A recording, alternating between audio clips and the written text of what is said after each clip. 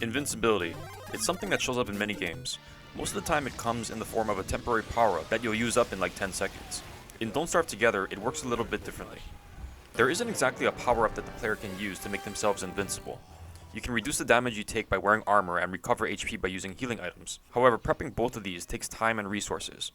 At the end of the day, even if you spend hours amassing the best armor and healing in the game, if you take enough damage, you'll eventually run out and die. However, there is one character in this game who breaks this rule, and it's this guy. Woody, while in his Weremoose form, has unlimited 90% natural armor. 90% armor is really good. It offers the same protection as Dreadstone and Thulecite gear, but in reality it's much better than both, because the Moose's 90% natural armor also applies to elemental and planar damage. This means that all planar attacks are also reduced by 90%, and he takes only 1/10 of the damage from things like fire or freezing. To balance this out, the Weremoose can't use any items, which, among other things, severely limits his ability to recover from damage in a fight. Fortunately, this is a multiplayer game, where character synergy exists. Wigford eliminates the Weremoose's weakness with her heart-rending ballad battle song. The song lets Woody regain 1 HP for every hit he lands on an enemy. When you combine that with the Moose's incredible natural defenses, he can become almost unkillable against some of the raid bosses. I covered how great this combo was before the Woody skill tree in my video called Wigford and the Moose. With all the Weremoose skills activated, the duel is stronger than ever. However, there is a Weremoose synergy that, in my opinion, is on a different level than Wigford and the Moose. It's so strong that even in some of the most absurdly dangerous situations, it makes the Moose 100% unkillable. The character combo I'm talking about is of course the Weremoose and Wortox. You probably already know this, but Wortox's special ability is souls. Almost every enemy that dies near Wortox will drop at least 1 soul. Wortox can eat the soul to restore hunger, or he can drop it to heal himself and all teammates within a few tiles. This of course completely nullifies the Moose's major downside, which is his inability to heal himself. What makes the soul healing so much more incredible than Wigford's battle song is that each soul drops heals for about 20 HP, while Heartrending Ballad heals only 1 HP for each attack. Therefore, Wortox's healing is just way more powerful than Wigford's. Before the Woody skill tree, the Wortox healing didn't synergize that well with the Moose, because the Moose didn't have any viable AoE options. Now that the Moose can do a stun immune AoE attack that deals 136 damage and can cancel his charges, he's really good at killing minions in boss fights. The synergy doesn't stop there though. With the Shadow Wrangler skill, the Weremoose makes all nightmare creatures passive to both him and other players in the vicinity. This effectively takes the place of Wigford's battle song Clear-Minded Cadenza, which was really important for keeping nightmare creatures from interfering in the fights. The last reason that the Wortox combo is a step up from Wigford is that the synergy goes both ways.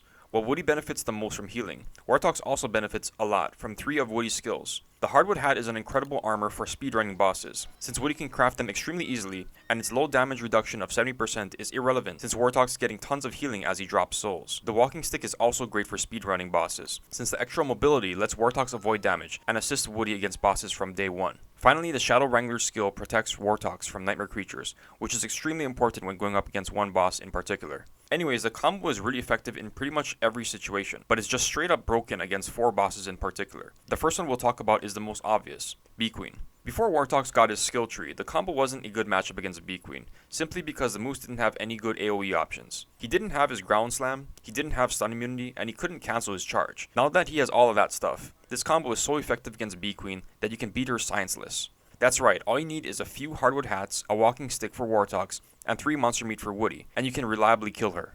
The Grumblebees get destroyed by the Moose's ground slam attack, and his stun immunity means he'll often be able to pull these off without being stun locked to death. The ground slam does 136 damage, and the Grumbles only have 180 HP, so 1 slam and a charge will kill them.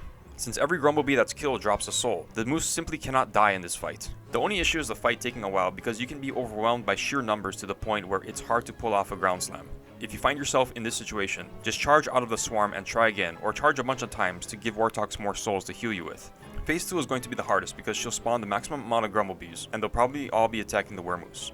In phases 3 and 4, when she screams, the Grumbles tend to attack in unison, and some will split off to attack Wortox, which makes getting stunned far less of a threat. As for Wortox, all you need to do is be near enough for the Moose to collect the souls, and drop them for the Weremoose. You're going to be getting so much souls that you'll be rapidly dropping them just so you don't exceed your maximum. In addition to this, you should also be attacking Bee Queen with a torch. Doing this causes the Grumbles that come into contact with her to panic, making it harder for them to stun lock the Weremoose. Just remember not to do this when you're in the later part of phase 4, else you might lose all the loot. In conclusion, Wortox makes the Moose completely invincible to one of the strongest raid bosses in the game, which allows the duel to reliably kill it within the first few days of autumn at the cost of pretty much nothing.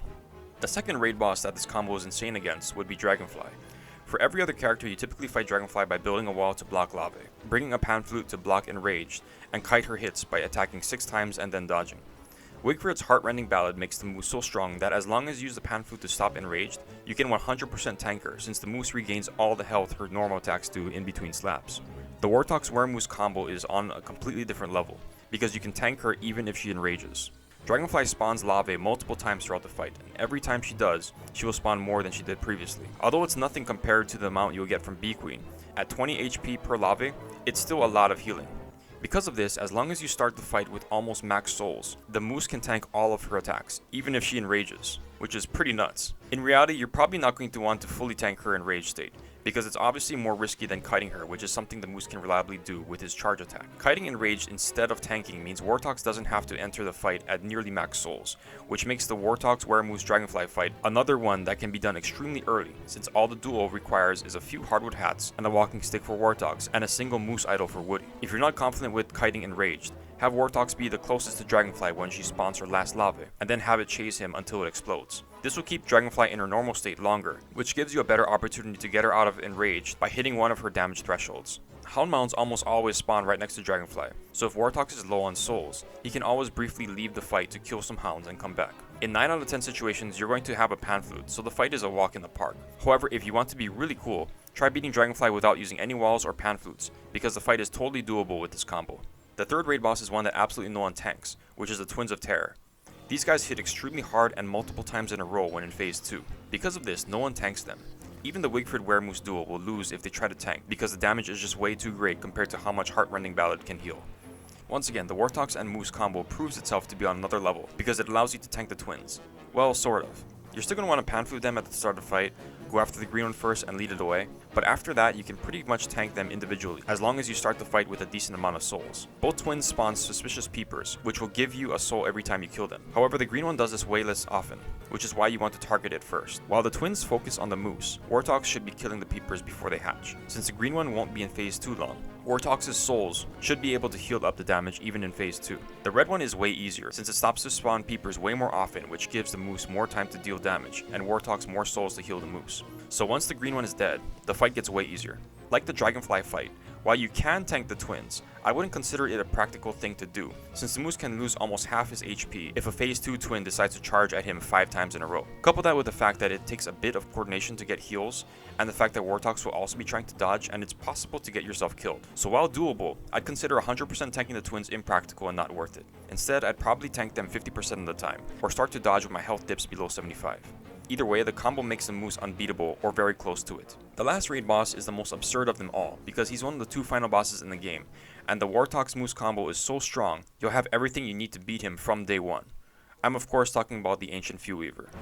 This guy is one of the toughest bosses in the game, especially solo. Most characters require many different advanced resources in order to have a shot at beating him. He hits hard and he hits fast, becomes invincible, heals up damage at an impressive rate, can trap you in place, has a huge insanity aura, and can mind control you if you're insane. Usually you'll need Thuloside gear, pierogies, weather panes, lazy explorers, nightmare amulets, and a strong weapon in order to win. The Wortox Woody duo doesn't need any of that. The Weremoose Mastery gives Woody DPS that rivals Wigfrid with a Dark Sword. Centering yourself on Fuelweaver causes the Ground Smash AoE to kill all the Woven Shadows, which prevents the boss from healing. The charge is also good for killing Woven Shadows, especially when Fuelweaver is invincible. Since each Woven Shadow drops a soul upon death, Wortox gets so much healing that it's simply impossible to kill the Weremoose in this fight. For Wortox, the Hardwood Hat is more than enough armor for him since he's recovering so much HP from souls. His soul hopping ability lets him get out of the Bone Snare attack, and Woody's Shadow Wrangler skill protects Wortox against nightmare creatures, allowing him to safely teleport around the arena and destroy the hidden hands. That's basically all there is to the fight. Woody gets an idol and becomes invincible. It doesn't matter if Fuelweaver is literally attacking you the entire time. With Wortox's healing, you simply cannot die. The only danger in this fight is letting it drag out for so long that you transform back into Woody. If you're not paying attention and revert to human form while right next to Fuelweaver, there's a good chance he'll one-shot you. However, one transformation is more than enough to beat him. If you're having issues with Fuelweaver healing too much, just get him into a corner. If you're doing this in an actual game, Wortox will probably have Thuloside gear, a good weapon, and a nightmare amulet, which makes the fight even easier. Bottom line is that this duo is ridiculously strong, as it makes the Moose immune to death against one of the final bosses in the game. And that's basically why I think the Wortox Weremoose combo is so strong that it even outclasses Wigmoose. There are some situations where Wigmoose is better, like Toadstool Claws or Celestial Champion, simply because these bosses don't spawn minions. However, not only can the Moose solo these on his own, but Wortox is pretty close in these fights, depending on how much souls he brings in. When it comes to bosses that spawn minions, Moosetox is on a completely different level than Moosefrid. Anyways, that's the end of the video. I hope this has inspired you to try out this combo because it's really fun and effective. It's great for speedruns, as it lets you comfortably beat some of the toughest bosses in the game with stuff you can get on day 1. Like always, thanks for watching, take care and have a great day.